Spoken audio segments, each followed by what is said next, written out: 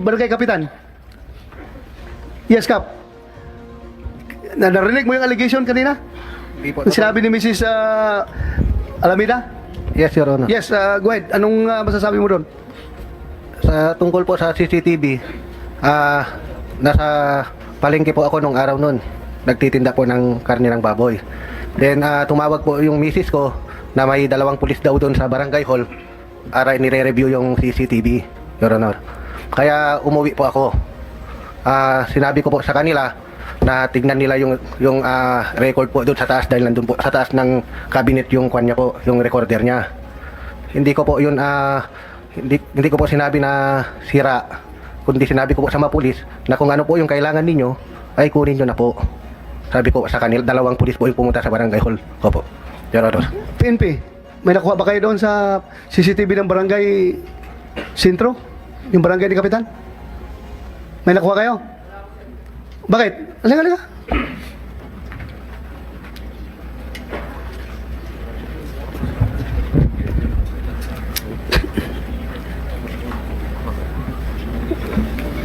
Good morning, Your Honor.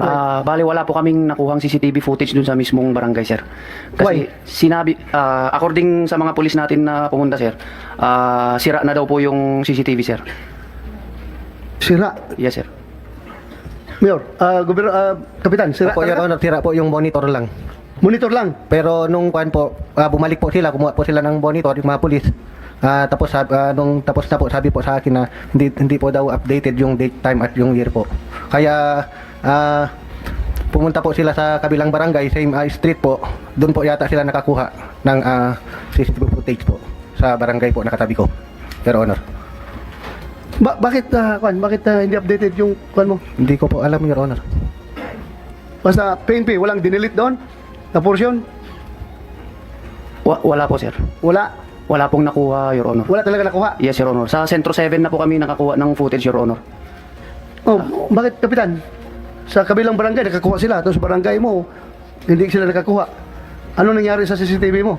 Yun nga po, Your Honor, sira daw po yung Ano sira daw po? Yung date po, Ikaw ang Kapitan, ikaw nakakaalam kung sira o hindi. Sira, hindi. Yung yung CCTV mo. hindi po daw updated yung date saka yung year po, saka yung time. Hindi Po update. Hindi up to date. Oh. Pero wala talaga daw sila nakuha. Meaning, pag sinabi niyo wala nakuha, walang laman. Yes, Your Honor. Pero mayroon pong nagpa-blatter po yung may nagpa-blatter na 2 barangay staff sa aming police station, sir, Your Honor. Na sila po yung naka-duty ng barangay na yun. Tapos, ang nasabi nila dito, sir, when sir, aggan-gana ita CCTV mi. Yun yung sabi nila, sir, na in which sa Tagalog, sir, opo, sir, gumagana po yung CCTV namin, sir. Oh, gumagana. Hindi, bakit wala kayo nakuha? Nung ang sabi nila, sir, na kay Kapitan daw po yung password ng ano, sir, ng CCTV, sir. Na kay Kapitan? Yes, sir. Kapitan? Mr. Chair, Yes. Masingit. Yes, Senator Tulfo, go ahead. I have so many experiences tulad sa ganitong kaso na kung saan kapag kakailanganin na po yung CCTV footage, kailangan gamitin sa isang crime na may nangyari, nabubura. Kaya nga doon sa batas na pinapasa ko, kapag halimbawa tulad nito si Chairman Freeman, kailangan natin yung CCTV footage sa isang crime na makatulong mag-solve doon sa crime, kakasuhan natin siya, makukulong siya. Yun yung pinapropose ko sa bill ko. Kasi very clear na binura nila yon. Yes. May lumapit sa kanya o sa kanila, inarbor yung yung laman ng CCTV at binura. Yun lang yun eh. Kasi sabi nila may laman daw, okay daw, 'di ba? Sabi nung nakausap ng pulis natin, and then pagdating kay chairman, burado na. So doon sa bill na pinafile ko, si chairman makukulong. Thank you for that bill, Your Honor. Senator Tulfo. Your Honor. Yes, Senator Pimentel. Thank you, Your Honor. And I can testify, Your Honor, na gumagana talaga yung CCTV kasi si Kapitan po, pinaglagyan po niya ng CCTV mismo sa tapat ng gate namin. So nakikita kong gumagana yon. So ngayon po, nung nangyari po yung krimen na yon, nagsuspecha na po ako na intentionally talaga nilagay yung CCTV sa tapat ng aming gate para mamanmanan ang lahat ng galaw ni Vice. Tapat ng gate ninyo. Opo, Your Honor. Mr. Chair, pwede Yes, go ahead. Singit. Chairman Freeman, willing ka ba mag-undergo ng polygraph test na wala kang ginawang magic sa CCTV footage? Yes or no? No, Your Honor. Alam na this, sabi pa nila. Mag-file na lang po sa court. Ano po? Your Honor. Bakit no? Gusto ko lang malaman.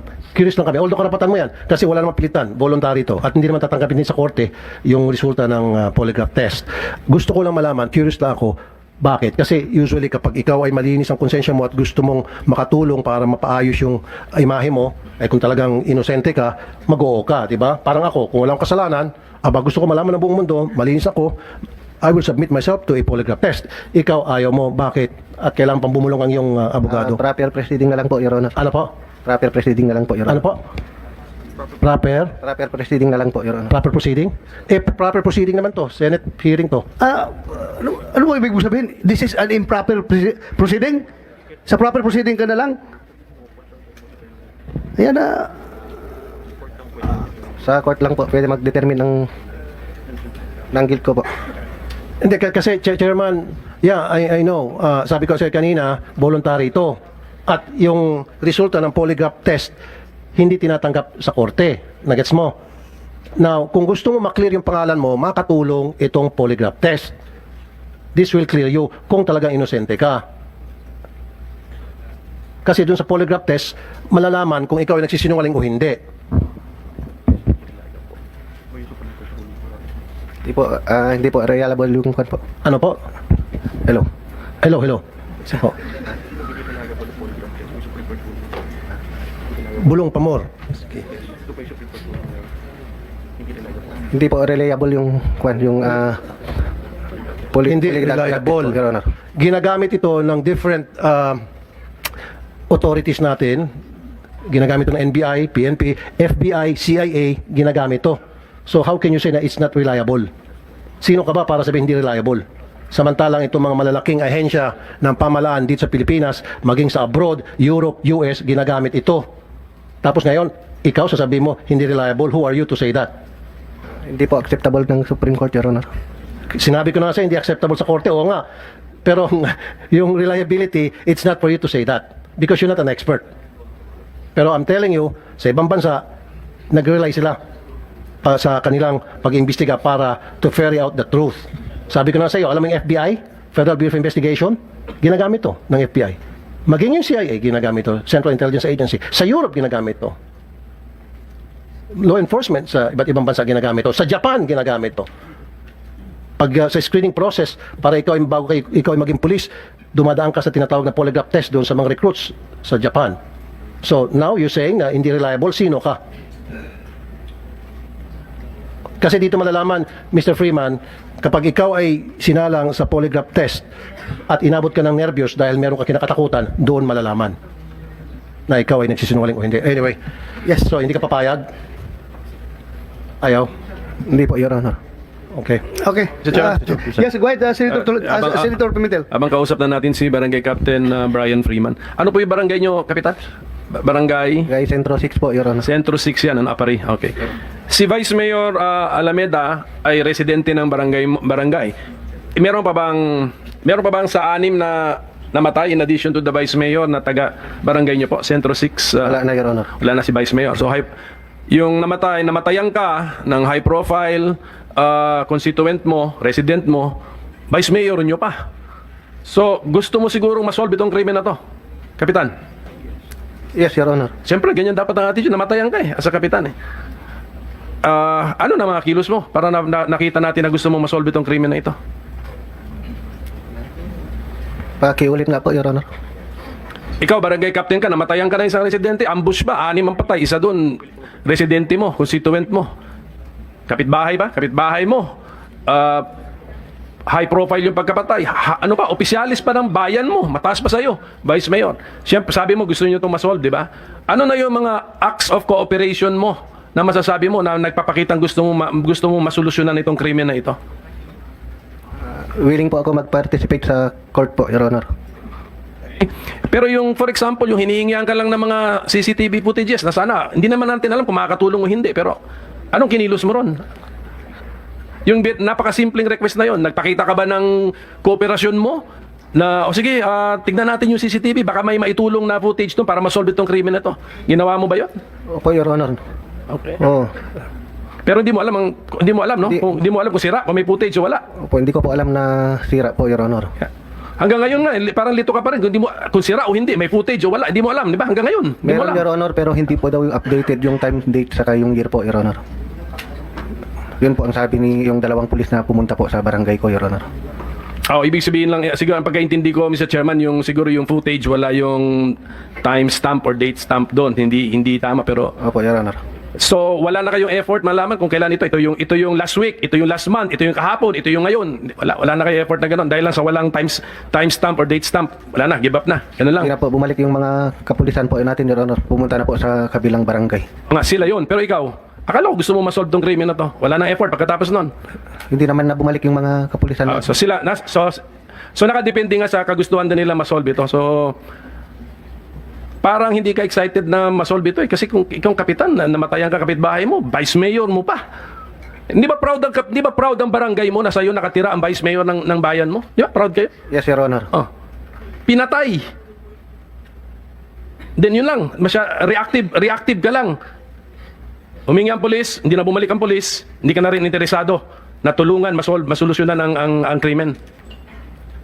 Mr. Chairman, parang passive ng ating kapitan sa Centro 6 Apari Cagayan kasi yung highest ranking na niya yun highest ranking local government official na nasa barangay niya.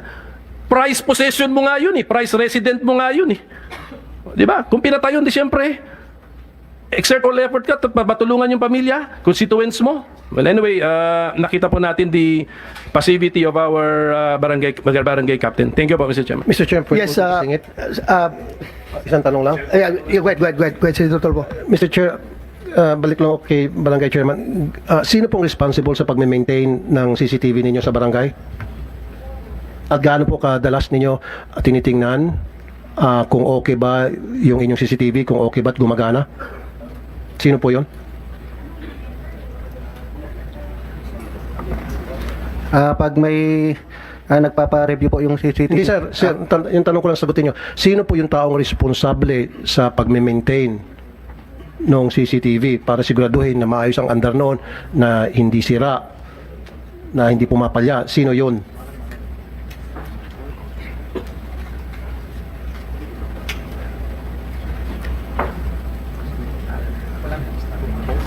Bong Consil po, Your Honor. Sino po? Bong Consil po.